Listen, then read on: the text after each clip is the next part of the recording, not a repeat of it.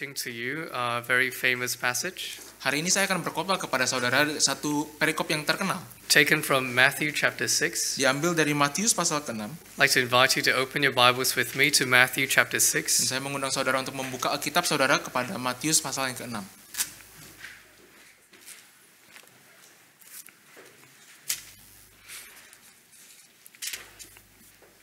Our passage today is taken from Matthew 6, verses 25 to 34. Bacaan kita hari ini diambil dari Matius 6 ayat 25 sampai 34.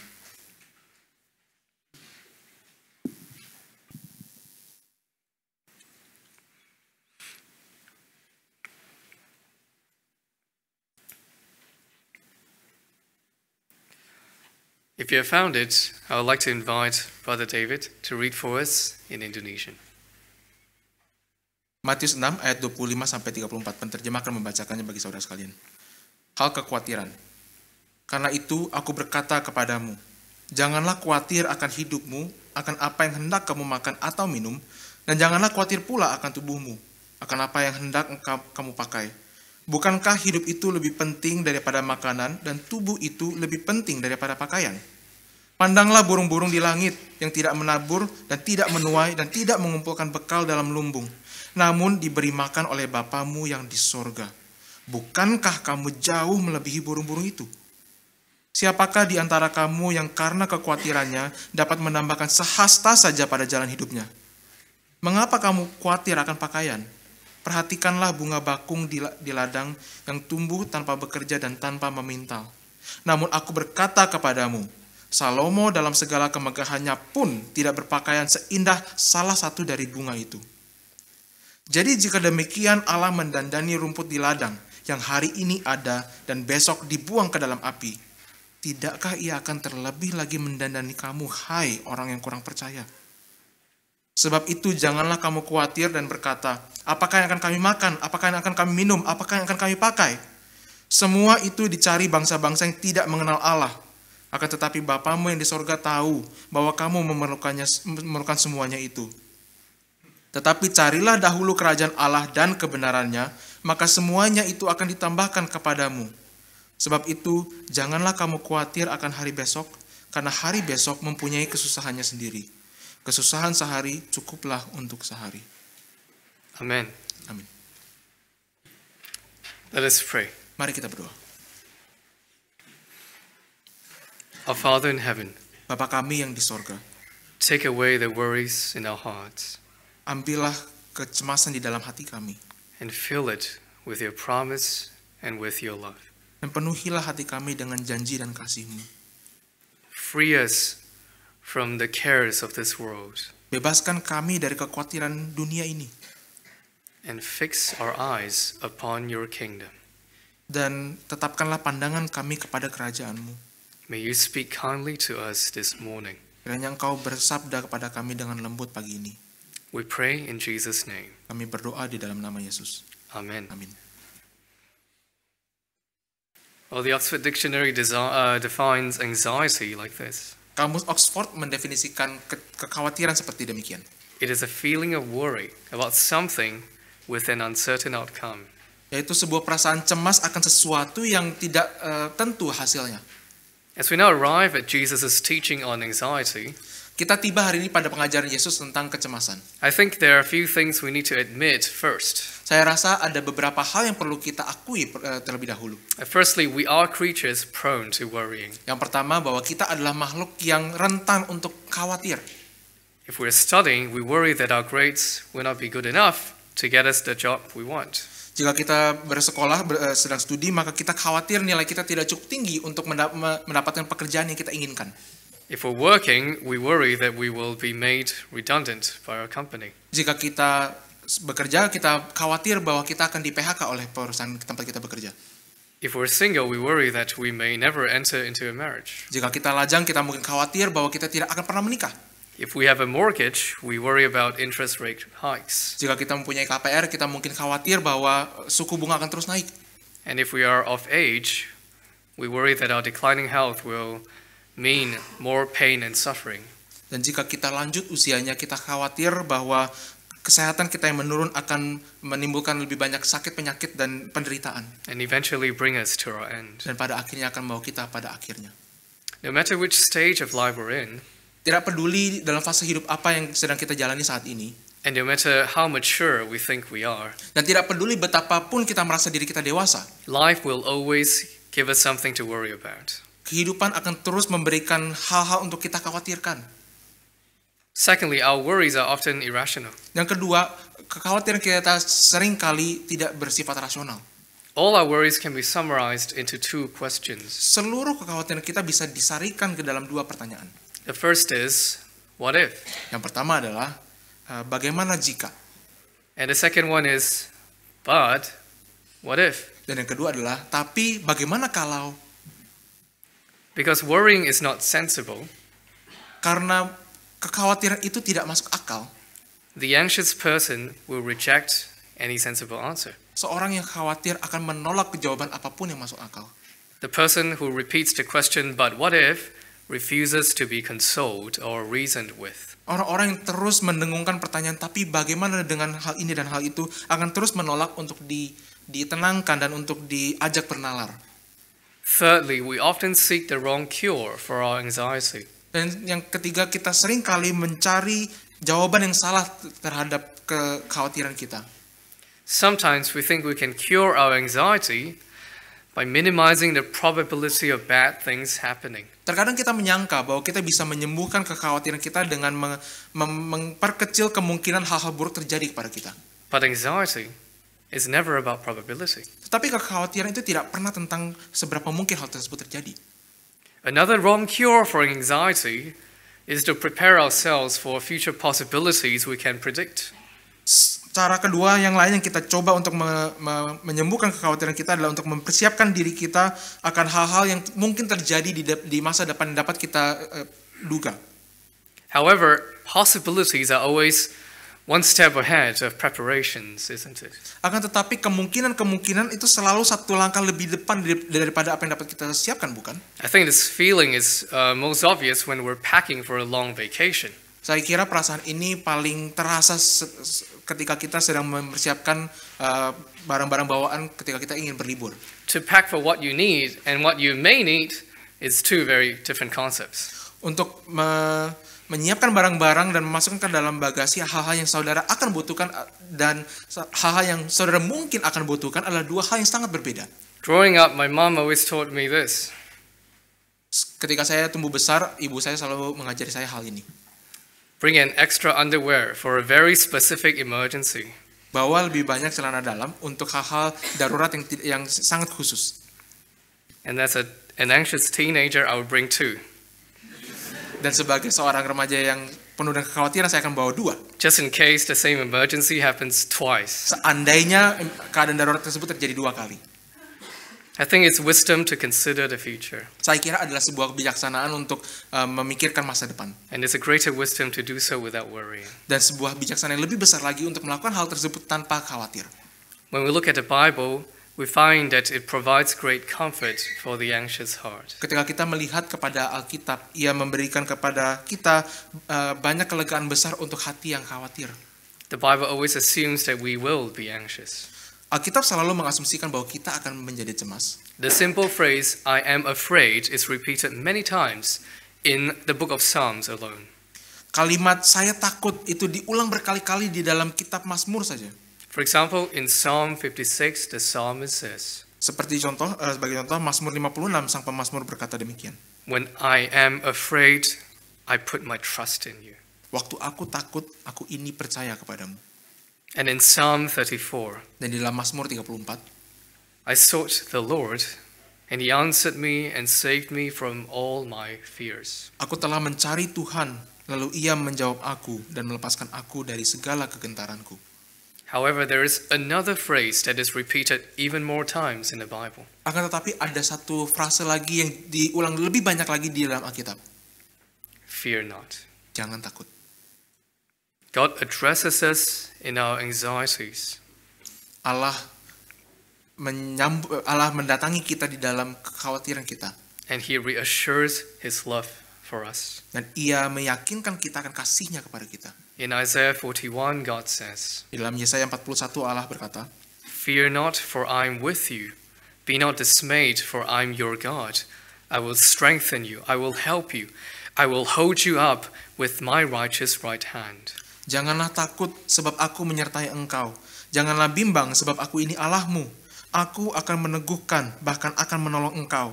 Aku akan memegang engkau dengan tangan kananku yang membawa kebenangan.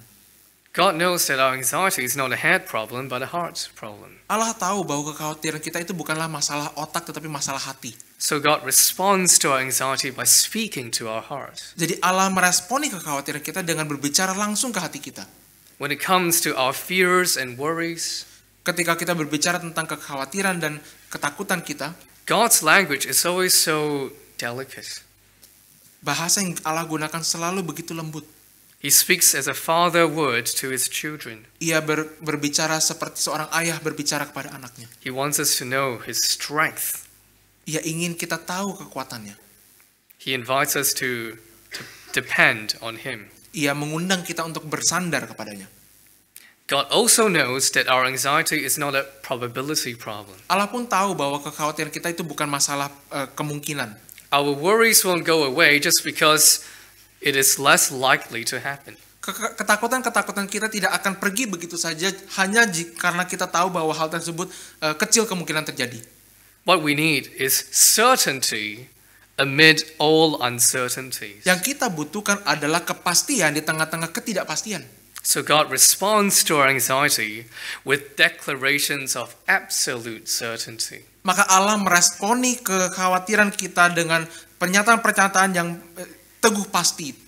So what we truly need is for God to apply his certain truth to our anxious hearts. Jadi yang kita butuhkan adalah supaya Allah mengaplikasikan firman-Nya yang teguh itu ke dalam hati kita yang penuh kekhawatiran. And this is exactly what Jesus will teach us in our passage today. Dan persis inilah yang Yesus ingin ajarkan kepada kita di dalam perikop hari ini. Our sermon today will be broken down into 3 truths that Jesus will apply to our anxious hearts.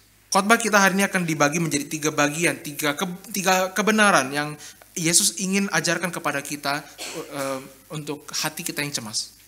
The first truth is that we don't know enough how much our Heavenly Father loves us. Kebenaran yang pertama adalah kita tidak mengetahui seberapa jauh sebetulnya Allah Bapa Sorgawi kita mengasihi kita. The second truth is that our worries accomplish nothing.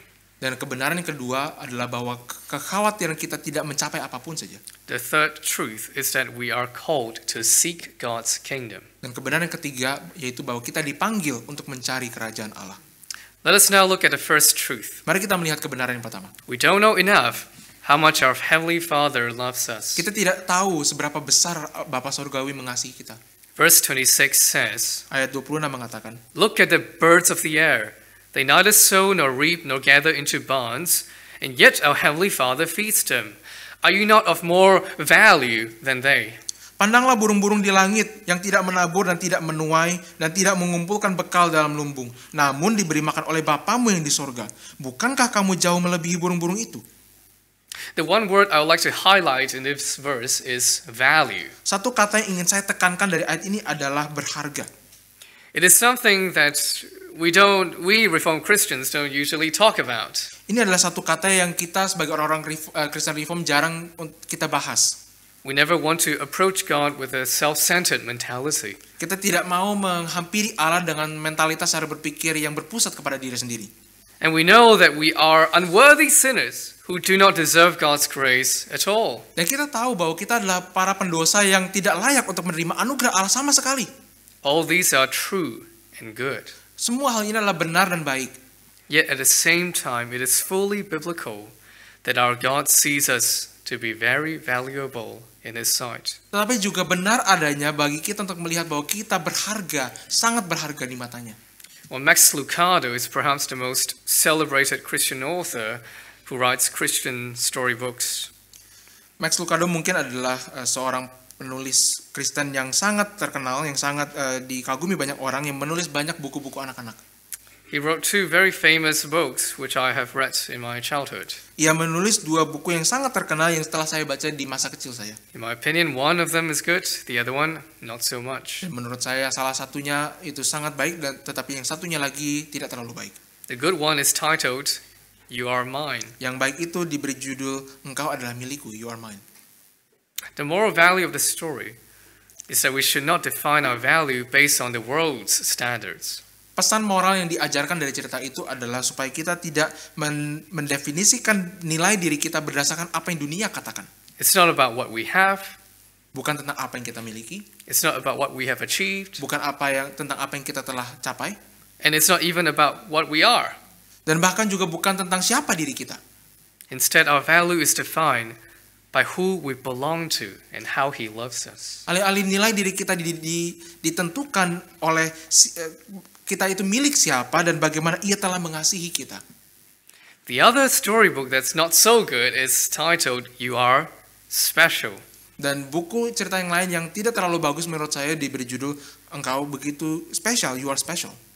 I suppose the title already gives the moral of the story away. Saya kira judulnya telah begitu jelas menyatakan apa maksudnya. According to this book, our value does not lie in how much better we are compared to others. Menurut buku ini, nilai diri kita tidak terletak pada bagaimana kita lebih baik daripada orang lain, But in how unique we are. tetapi di dalam bagaimana kita itu unik dibanding dengan orang lain. Since we're all made to be unique, Karena kita semua itu begitu unik, we're all valuable. maka kita semua masing-masing berharga. The reason why I said the first book is good and the second one not so good Alasan mengapa saya mengatakan buku pertama itu baik sedangkan yang kedua tidak terlalu baik, is because the first one, the first moral of the story is biblical, but the second one is not found in the Bible. adalah karena buku pertama mengajarkan kebenaran yang ada di dalam Alkitab, sedangkan yang kedua pengajaran tersebut tidak terdapat di dalam Alkitab. Just like the book You Are Mine, the Bible affirms that our value is defined only by our Maker and Savior. Sama seperti buku Engkau adalah milikku, Alkitab menegaskan bahwa nilai diri kita ditentukan oleh pencipta kita dan penyelamat kita. And our value is confirmed by His love for us. Dan nilai diri kita diteguhkan oleh kasihnya kepada kita. I'd like to read a short passage taken from Isaiah 43 for you. Saya ingin membaca satu perikop singkat dari Yesaya 43 bagi saudara. Verse 1 to verse 5. Ayat 1 sampai ayat 5. I'll have Brother David to read for us in Indo. Penerjemah akan membacakan dalam bahasa Indonesia. Tetapi sekarang beginilah firman Tuhan yang menciptakan engkau, hai Yakub, yang membentuk engkau, hai Israel. Janganlah takut, sebab aku telah menebus engkau. Aku telah memanggil engkau dengan namamu. Engkau ini kepunyaanku. Apabila engkau menyeberang melalui air, aku akan menyertai engkau. Atau melalui sungai-sungai, engkau tidak akan dihanyutkan. Apabila engkau berjalan melalui api, engkau tidak akan dihanguskan, dan nyala api tidak akan membakar engkau. Sebab akulah Tuhan Allahmu yang Maha Kudus, Allah Israel, Juru Selamatmu. Aku menebus engkau dengan Mesir dan memberikan Ethiopia dan Sheba sebagai gantimu. Oleh karena engkau berharga di mataku dan mulia, dan aku ini mengasihi engkau, maka aku memberikan manusia sebagai gantimu dan bangsa-bangsa sebagai ganti nyawamu. Janganlah takut, sebab aku ini menyertai engkau. Aku akan mendatangkan anak cucumu dari timur, dan aku akan menghimpun engkau dari barat. The Indonesian translation is actually very good for this passage, Terjemahan bahasa Indonesia sesungguhnya sangat baik untuk perikop ini, especially on verse 4. terkhusus di dalam ayat keempat. In some translations, it is translated that because you are precious in my eyes, therefore I love you. Di sebagian terjemahan dikatakan, karena engkau berharga di mataku, maka aku mengasihi engkau. But the more accurate interpretation is because you are precious in my eyes and because I love you. Tetapi terjemahan yang lebih tepat adalah karena engkau berharga di mataku dan karena aku mengasihi engkau. So the Indo translation does quite well here. Jadi terjemahan bahasa Indonesia cukup baik di dalam hal ini. God loves us not because we are precious. Allah mengasihi kita bukan karena kita berharga, We're precious because He loves us. tetapi sebaliknya kita berharga karena Ia mengasihi kita. When you are facing troubles in life, Jika saudara menghadapi pergumulan di dalam hidup and you worry about your situation, dan saudara khawatir dengan keadaanmu, Do not ever think that God doesn't know or that he doesn't care enough. Jangan pernah berpikir bahwa Allah tidak tahu atau Allah tidak peduli. Does God care about the birds? Apakah Allah peduli dengan burung-burung? Yes. Ya. They don't, these birds, they don't worry about their food. Di dalam ayat ini dikatakan mereka tidak khawatir tentang makanan mereka. Yet they are alive and well. Tetapi mereka hidup dan mereka sehat. They don't even make plans for future meals. Mereka bahkan tidak merencanakan makanan mereka yang akan datang. Whenever they're hungry, they go out to find food. Setiap kali mereka lapar, mereka akan pergi mencari makanan. Every worm they catch is God's provision for their day. Setiap ulat yang mereka tangkap adalah penyediaan Allah bagi mereka pada hari itu. The point of this illustration is not that Christians should not work for their daily bread.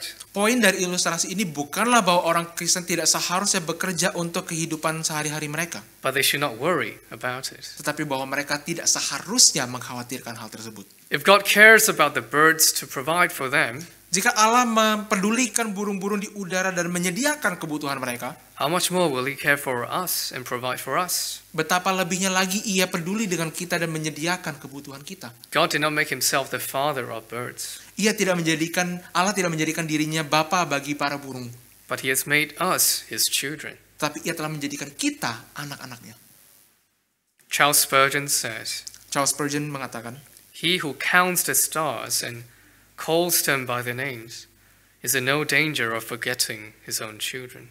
Ia yang menghitung bintang-bintang dan memanggil mereka dengan namanya satu persatu, ia tidak mungkin lupa akan anak-anaknya sendiri. Not only does God care about us, Tidak hanya Allah peduli dengan kita, He already knows what we need. Ia sudah tahu apa yang kita butuhkan. Jesus says in verses 31 and 32, Yesus berkata dalam ayat 31 dan 32, "Therefore do not be anxious, saying, 'What shall we eat? Or what shall we drink? Or what shall we wear?' For the Gentiles seek after these things, and your heavenly Father knows that you need them all." Sebab itu janganlah kamu khawatir dan berkata, apakah yang akan kami makan, apakah yang akan kami minum, apakah yang akan kami pakai. Semua itu dicari bangsa-bangsa yang tidak mengenal Allah. Akan tetapi Bapamu yang di surga tahu bahwa kamu memerlukan semuanya itu. Now, brothers and sisters, I ask you, Saudara-saudari, saya mau bertanya kepada engkau. if the one who controls all things is concerned of your welfare, Jika Dia yang mengendalikan segala sesuatunya itu peduli dengan kemaslahatanmu, He's mindful of your needs. Ia peduli dengan kebutuhanmu, He knows your every weaknesses and the extent of your ability. Ia tahu setiap kelemahanmu dan juga batas dari kemampuanmu, And He has promised to take care of you. dan Ia telah berjanji untuk memelihara engkau. Do you still have any legitimate reason to worry? Apakah engkau masih mempunyai alasan yang cukup untuk khawatir? Do you fear that God won't love you enough? Apakah engkau takut Allah tidak cukup mengasihimu? Paul says in Romans 8 verse 32, Paulus berkata di dalam Roma 8 ayat 32, He, God, who did not spare His own Son, but gave Him up for us all, how will He not also with Him graciously give us all things? Ia, Allah, yang tidak menyayangkan anaknya sendiri, tetapi yang menyerahkannya bagi kita semua. Bagaimanakah mungkin Ia tidak mengaruniakan segala sesuatu kepada kita bersama-sama dengan Dia? If our Father has already given us His greatest, most precious possession, Jesus Christ, His Son, Jika Allah Sang Bapa telah memberikan kepada kita hal yang paling berharga, hal yang paling dekat di hatinya, yaitu Yesus Kristus anaknya yang tunggal, don't you ever doubt His love when He doesn't give you what you want in life. jangan pernah engkau ragu dan khawatir ketika Ia tidak memberikan apa yang engkau inginkan dalam hidup. Because your God won't ever love you the wrong way. Karena Allahmu tidak mungkin mengasihi engkau dengan salah. Your God will never ever love you the wrong way. Allahmu tidak akan pernah mengasihi engkau dengan salah. Sometimes we doubt God's love because we want Him to love us according to our way. Terkadang kita meragukan kasih Allah karena kita ingin Ia mengasihi kita dengan cara yang tertentu. But that is not a promise a loving father can give to his children. Tetapi itu bukanlah janji yang dapat diberikan seorang bapa yang mengasihi anaknya dengan setia. If He truly loves us, Jika Ia sungguh-sungguh mengasihi kita, He won't give us everything we want. maka Ia tidak akan memberikan segala hal yang kita inginkan. He will give us everything we need. Tetapi Ia akan memberikan semua yang kita butuhkan. And that's God's promise. Dan inilah yang Allah janjikan bagi kita. This is the first truth. Inilah kebenaran yang pertama. We worry because we don't know enough how much our Heavenly Father loves us. Kita khawatir karena kita tidak tahu betapa besar Bapa Surgawi mengasihi kita. The second truth is this: Dan kebenaran kedua adalah ini. our worries accomplish nothing. Kekhawatiran kita tidak mencapai apapun saja. Jesus says in verse 27, Yesus berkata di dalam ayat 27, "And which of you by being anxious can add a single hour to his span of life?" siapakah di antara kamu yang karena kekhawatirannya dapat menambahkan sehasta saja pada jalan hidupnya? I think Jesus's point is simple enough that I don't need to explain it. Saya kira poin Yesus itu begitu jelas, saya tidak perlu terlalu panjang lebar membahasnya. When we worry about something that might or will happen in the future, Ketika kita mengkhawatirkan sesuatu yang mungkin terjadi di masa depan, we can't change or accomplish anything by worrying. kita tidak dapat mencapai apapun saja dengan mengkhawatirkan hal tersebut. We can make plans. Kita bisa membuat rencana, We can prepare ourselves. kita bisa menyiapkan diri kita, We can try to think of better solutions to our problems. kita bisa memikirkan solusi-solusi tertentu untuk permasalahan kita, But we can do all these things without doubting God's sovereign love. tetapi kita bisa melakukan semuanya ini tanpa meragukan kasih Allah yang berdaulat, And without worrying about our future. dan juga tanpa mengkhawatirkan masa depan kita. In fact, Jesus asks a question in verse 25. Sesungguhnya Yesus melontarkan pertanyaan di dalam ayat 25. Is life not more than food, and the body not more than clothing? Bukankah hidup itu lebih penting dari makanan dan tubuh itu lebih penting daripada pakaian? So basically, Jesus is asking his disciples who are worrying about food and clothing, Pada dasarnya Yesus berkata kepada murid-muridnya yang mengkhawatirkan pakaian dan makanan, why don't you ever worry that your life will suddenly come to an end? mengapa engkau tidak mengkhawatirkan bahwa hidupmu mungkin tiba-tiba berakhir? Why don't you worry about that your body parts will suddenly fall off? Mengapa engkau tidak mengkhawatirkan bagian anggota tubuhmu bisa tiba-tiba lepas? The answer is quite clear, Jawabannya cukup jelas, because they were young. karena mereka muda. We don't worry about these things because we take them for granted. Kita tidak mengkhawatirkan hal-hal ini karena kita menerimanya begitu saja.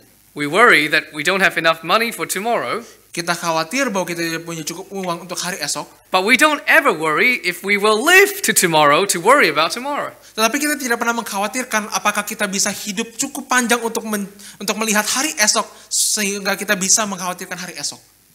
But we can't simply take our lives and our bodies for granted Kita sering menganggap enteng begitu saja hidup kita dan tubuh kita, because they exist, because God sustains them.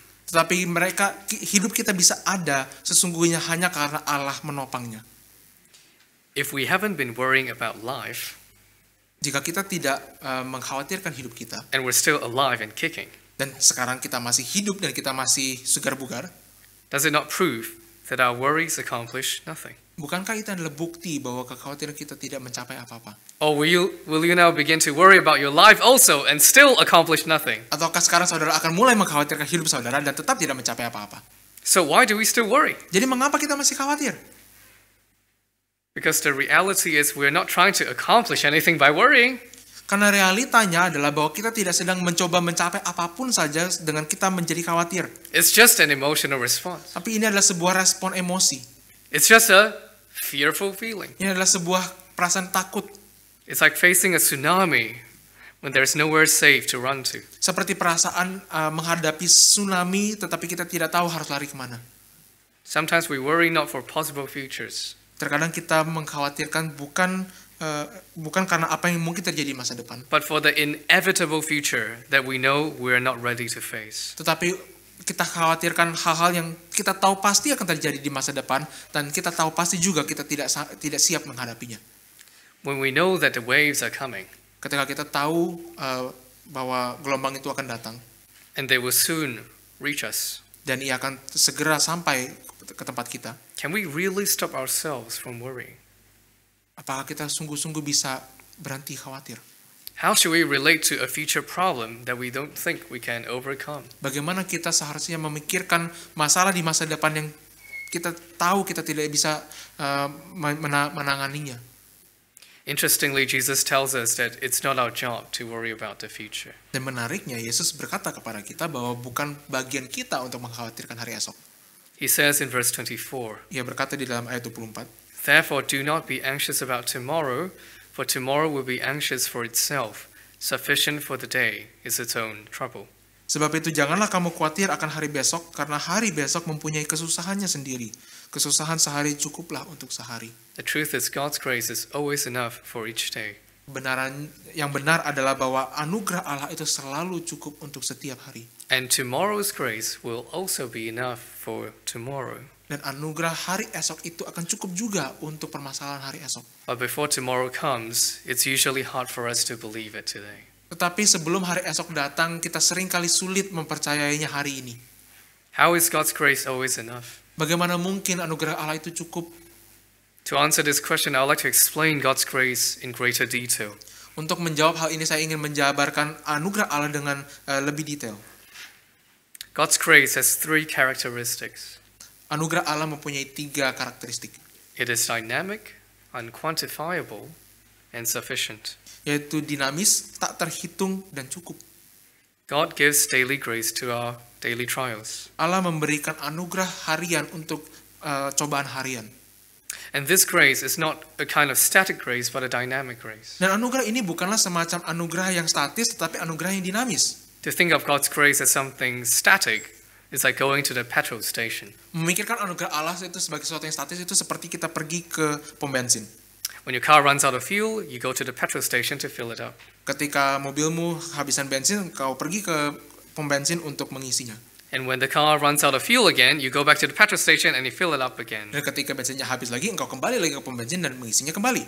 In this illustration, the petrol is static because it does nothing to improve the situation. Di dalam hal ini, pom bensin itu adalah sesuatu yang statis karena ia tidak mengubah keadaan apapun. Your car will not become more and more fuel efficient every time you fill up the tank. Mobilmu tidak akan makin lama makin hemat setiap kali engkau mengisinya dengan bensin. And sometimes this is also how we think about life's trials and God's grace.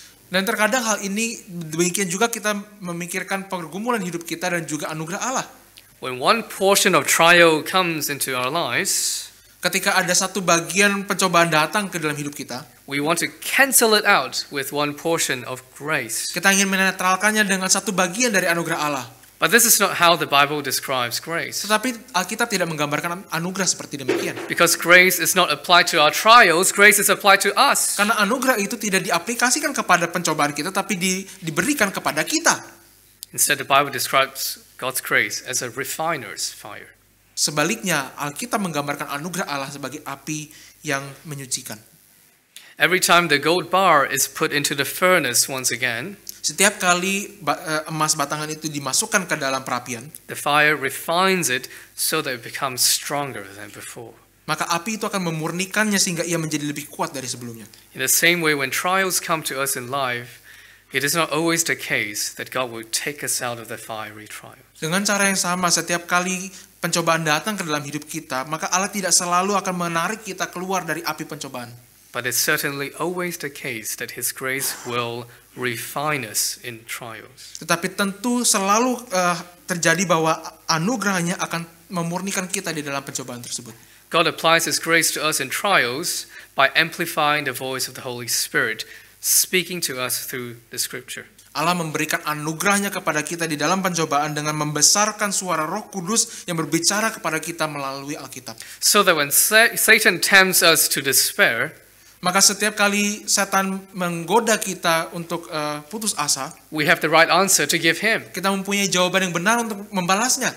So that we dare to trust and obey God when our circumstances threaten to harm us. Sehingga kita berani untuk percaya dan taat kepada Allah ketika keadaan sekitar kita sedang mengancam untuk melukai kita. And if we learn to trust Him today in little things, Dan jika kita belajar untuk percaya kepadanya dalam hal-hal yang kecil hari ini, we shall learn to trust Him in greater things tomorrow. kita juga akan percaya kepadanya akan hal-hal yang besar esok hari. Our experiences of walking with God in the past will strengthen us to trust and obey God again in the future. Pengalaman kita berjalan bersama Allah di masa lalu akan menguatkan kita untuk percaya dan taat kepadanya di hari yang akan datang. Our weakness of today is the very place where God's power shall prove to be perfect. Kelemahan kita hari ini akan menjadi tempat di mana kekuatan Allah akan dibuktikan begitu sempurna. God's grace makes us grow. Anugerah Allah akan menumbuhkan kita.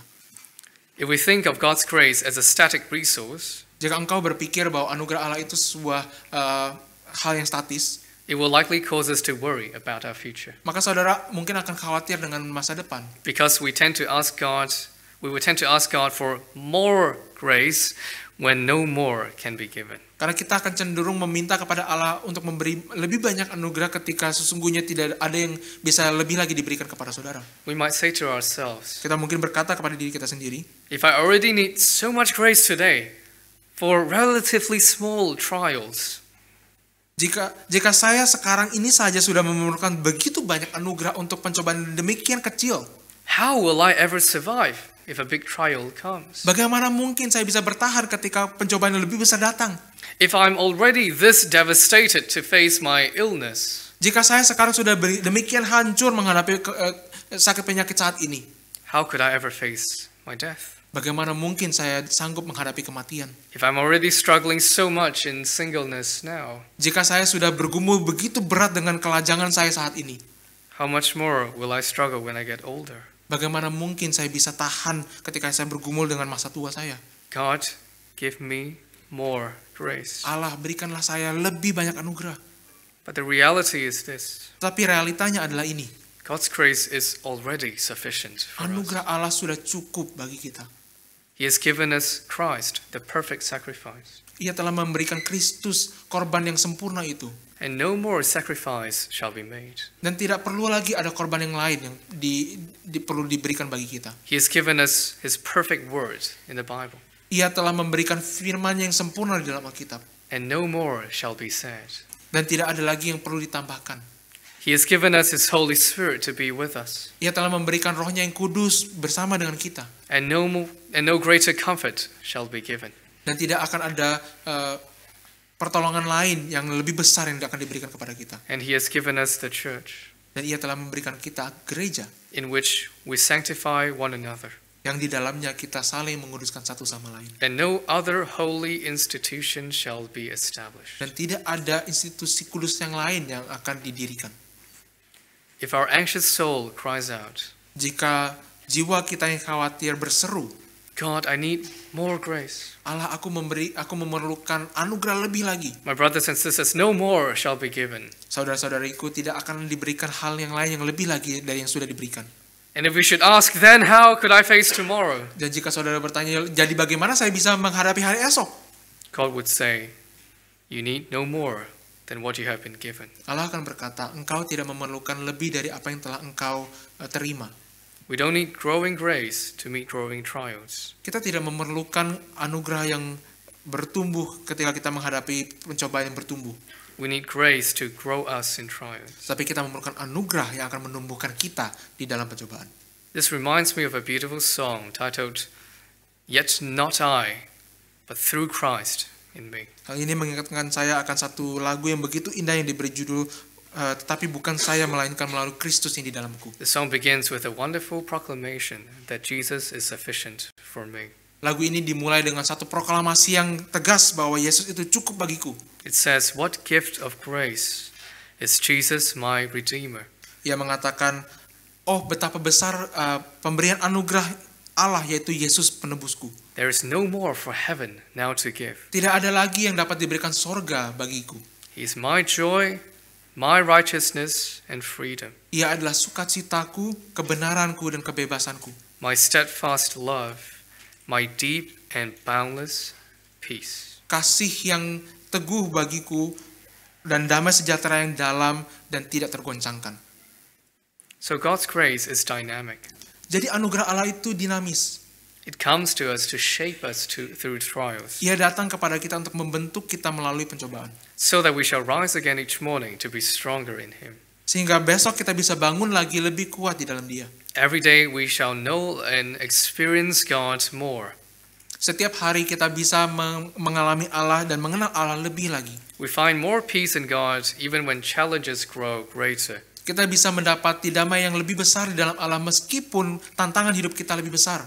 And it becomes more and more natural for us to do His will, no matter the cost. Dan akan menjadi lebih lagi natural bagi kita untuk melakukan kehendaknya, apapun itu harga yang harus kita bayar. That's what it means to receive a dynamic grace. Itulah yang dimaksud memiliki dan menerima anugerah yang dinamis. When the Christian song says, He giveth more grace, Ketika lagu Kristen mengatakan ia memberikan lebih banyak anugerah, in a sense it is true. di satu sisi itu benar. Because God's grace can come to us in many forms. Karena anugerah Allah dapat datang kepada kita di dalam berbagai bentuk. It could be a sermon, Itu bisa menjadi dalam bentuk sebuah khotbah, a friend, seorang sahabat, a prayer, sebuah doa, a change in our attitude. atau perubahan di dalam sikap kita. But we must recognize that ultimately, God's grace is not quantifiable. Tetapi kita harus mengakui bahwa pada dasarnya anugerah Allah itu tidak dapat diukur. And this frees us from anxiety Dan hal ini membebaskan kita dari kekhawatiran. because it means that it will always be sufficient for us. Karena ini artinya anugerah Allah itu selalu cukup bagi kita. We can think about it like a water well. Kita bisa membayangkan ini seperti sebuah sumur. If we look down the well, it may seem like it holds little water. Jika kita melihat ke bawah ke dalamnya, maka kita mungkin berpikir bahwa tidak ada banyak air di dalamnya. But no matter how many buckets of water we draw from it, Tetapi tidak peduli berapa banyak ember air yang kita ambil dari dalamnya, the well won't be emptied. sumur itu tidak akan pernah kosong. So all the villagers go to the well to draw water for their own needs. Maka seluruh penduduk desa akan datang ke sumur itu untuk mengambil air seturut kebutuhan mereka. The farmer draws from the well to water his plants. Sang petani akan datang ke sumur itu untuk mengambil air bagi tanamannya. The worker draws from the well to wash his hands and feet. Sang pekerja akan datang ke sumur itu mengambil air untuk membasuh kaki dan tangannya. The mother draws from the well to prepare for dinner. Sang ibu akan datang ke sumur itu untuk mempersiapkan makan malam. And the child draws from the well to have a drink. Dan sang anak akan datang ke sumur itu untuk mengambil minum. The needs and circumstances may be different, Kebutuhan dan keadaan mungkin berbeda. but they all draw from the same village well, Tetapi mereka semua datang kepada sumur yang sama di desa tersebut. which proves to be sufficient. Yang ternyata memang cukup. In this illustration, we are the villagers, Dan di dalam ilustrasi ini kitalah para penduduk desa. and the well is God. Dan sumur itu adalah Allah. We can draw from God's grace again and again, Kita bisa terus menimba dari anugerah Allah lagi dan lagi. because it will never run dry. Karena anugerah Allah tidak akan pernah kering. So brothers and sisters, don't worry about tomorrow. Jadi saudara-saudari jangan takut dan khawatir akan hari esok. We only live in the present, Kita hanya hidup di masa kini. and we cannot change the future. Dan kita tidak dapat mengubah masa depan. Because of that, our worries cannot accomplish anything. Karena itu kekhawatiran kita tidak dapat mencapai apa-apa. Instead, depend entirely on God. Tetapi mari kita bersandar sepenuhnya kepada Allah. He is sufficient for you, Ia cukup bagimu. because ultimately He did not just give us grace. Karena pada akhirnya ia tidak hanya memberikan kepada kita anugerah, He gave us the source of grace, which is Himself. tapi ia memberikan sumber anugerah itu, yaitu dirinya sendiri. And the last truth to apply to our hearts is this: Dan kebenaran yang terakhir yang perlu kita aplikasikan dalam hati kita adalah ini. we are called to seek God's kingdom. Kita dipanggil untuk mencari kerajaan Allah. When it comes to curing our anxiety, Ketika kita harus menyembuhkan hati kita dari kekhawatiran, the most important point is to trust in God. hal yang paling penting adalah untuk percaya kepada Allah. However, this cannot be the only point. Akan tetapi ini tidak mungkin menjadi satu-satunya hal. While we may trust that God knows our situation, Meskipun kita bisa percaya bahwa Allah tahu keadaan kita, that God cares about us, bahwa ia peduli kepada kita, and that God will provide for our needs, dan bahwa ia akan menyediakan kebutuhan kita, still we might not agree with Him. tetap kita mungkin tidak percaya dan tidak setuju dengannya. We don't want what He provides and where He is guiding us. Kita tidak ingin apa yang ia sediakan dan kita tidak mau pergi kemana ia memimpin kita. If what God wants for me is not what I want for myself, Jika apa yang Allah kehendaki bagi saya itu tidak sesuai dengan apa yang saya kehendaki bagi diri If the saya sendiri. purpose of life that God has set for me contradicts that which I have set for myself, Jika maksud dan tujuan Allah yang telah Ia tetapkan bagi saya itu bertentangan dengan maksud dan tujuan saya sendiri, if God considers something in my life to be dispensable when I consider it necessary, jika Allah memandang sesuatu dalam hidup saya itu bisa dibuang sedangkan saya memandangnya sebagai sesuatu yang penting, and then He subsequently takes that thing away from me, dan karena itu Ia mengambil itu dari saya, how can I trust Him? bagaimana saya bisa percaya kepadanya? The full cure is not just to have the proper knowledge of God, Obat yang sesungguhnya itu bukan hanya supaya kita memiliki pengenalan Allah yang benar, but also of self. tapi juga pengenalan akan diri sendiri. We need proper answers to these questions about our existence. Kita membutuhkan jawaban yang benar akan pertanyaan-pertanyaan ini tentang keberadaan diri kita sendiri. What is the purpose of my creation? Apakah tujuan dari penciptaan saya? And for what reason did Jesus save me from death? Dan untuk alasan apa Yesus menyelamatkan saya dari maut? What are the priorities of my life? Apa yang menjadi prioritas di dalam hidupku? And what does it mean to live a good life? Dan apa artinya memiliki hidup yang baik? If we disagree with God on these fundamental questions, Jika kita tidak setuju dengan Allah akan hal-hal yang mendasar seperti ini, we will never find peace in God's care. kita tidak mungkin mendapati damai sejahtera di dalam pemeliharaan Allah. You will see His sovereignty as a shackle. Engkau akan melihat kedaulatannya seperti sebuah borgol. You will perceive His providence as tyranny. Dan engkau akan mendapati pemeliharaannya seperti sebuah tirani. Our anxiety can also come from a misplaced priority in life. Kekhawatiran kita juga bisa datang dari prioritas yang salah di dalam hidup kita. Jesus says in verse 25, Yesus berkata di dalam ayat 25, "Therefore I tell you, don't be anxious about your life, what you will eat or what you will drink, nor about your body, what you will put on. Is not life more than food, and the body more than clothing?" Karena itu aku berkata kepadamu, janganlah khawatir akan hidupmu, akan apa yang hendak kamu makan atau minum. Dan janganlah khawatir pula akan tubuhmu, akan apa yang hendak kamu pakai.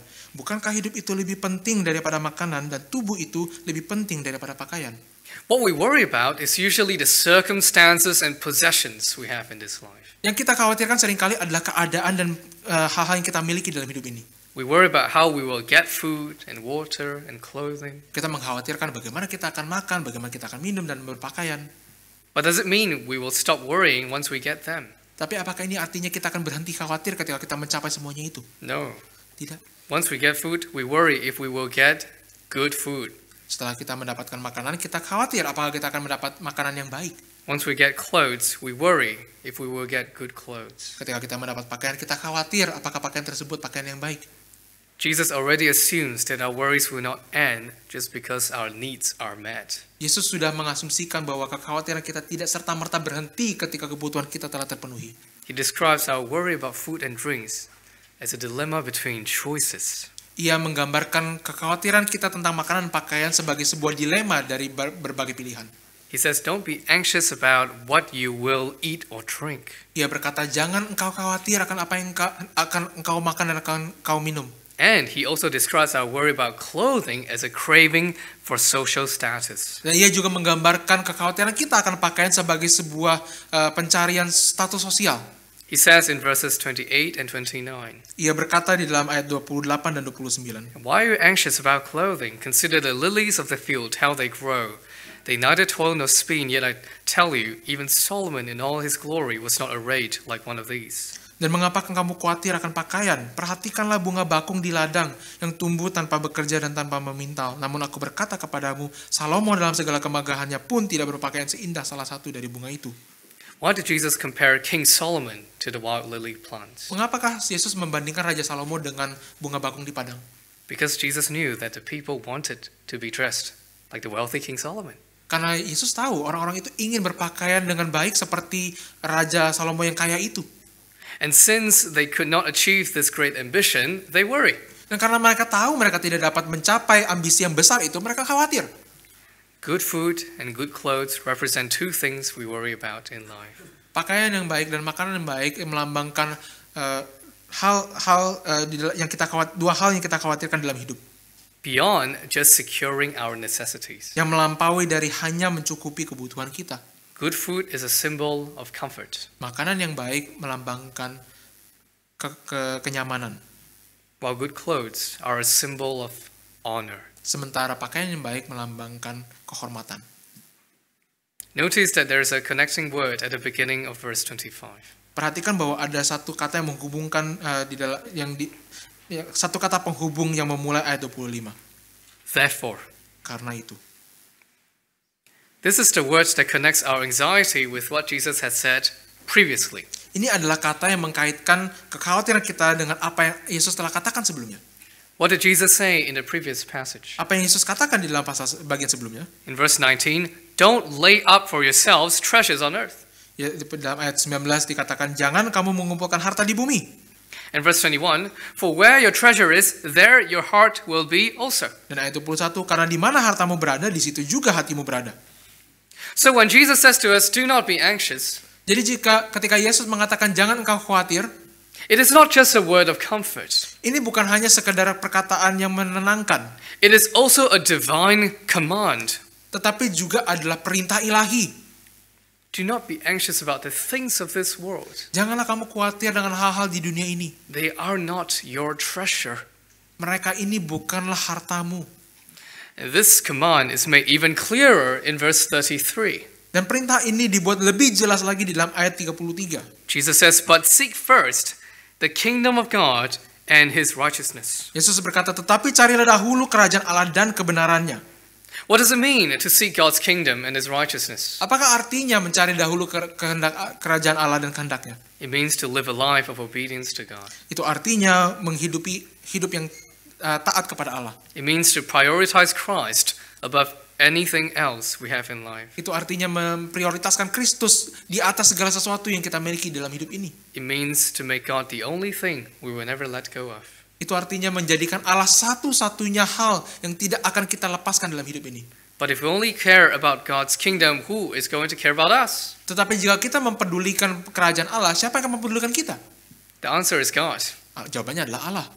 The second part of verse 33 says, Bagian kedua dari ayat 33 mengatakan, and all these things will be added to you. maka semuanya itu akan ditambahkan kepadamu. Well, this is a market language. Ini adalah sebuah bahasa pasar. Back then, when people used to buy and sell in the market, Pada waktu itu ketika orang lazim berjual beli di pasar, they would use standard weights and balances to measure the goods. mereka akan menggunakan neraca dan beban yang standar untuk bertukar barang. Maybe for those who are a bit older among us have seen it in Indonesia. Mungkin saudara yang lebih lanjut usianya masih ingat akan hal ini, saudara lihat sendiri di Indonesia. When you buy something, they put all the goods on the weight, on the balance, Ketika kita membeli sesuatu, maka mereka akan menaruh barang yang kita beli itu di atas neraca. and they'll try to even out the balance by countering it with standard weights. Dan mereka akan mencoba menyeimbangkan neraca itu dengan menaruh beban di sisi satunya lagi yang sudah distandarkan.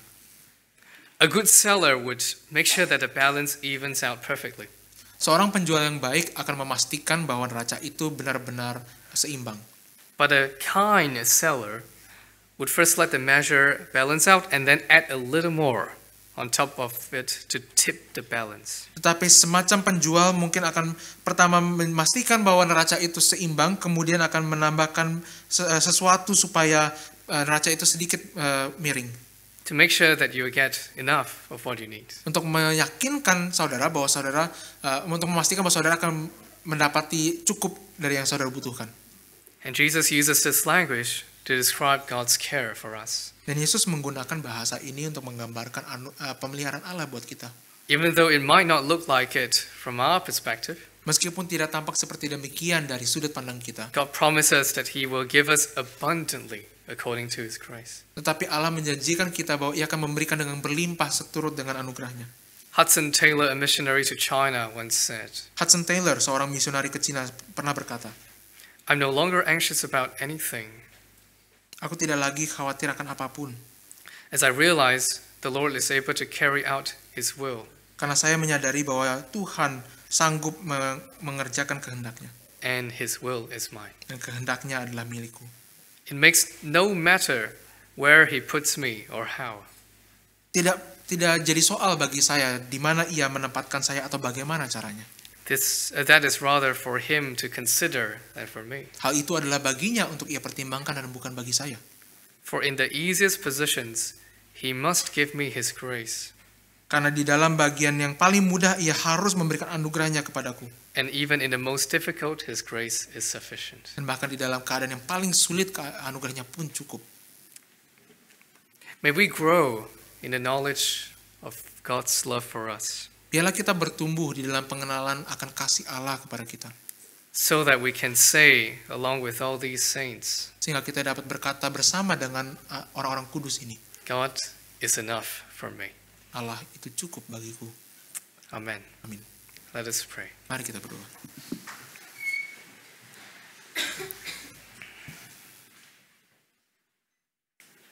Our Father in heaven, Bapa kami yang di surga, hear our cries whenever we come before you.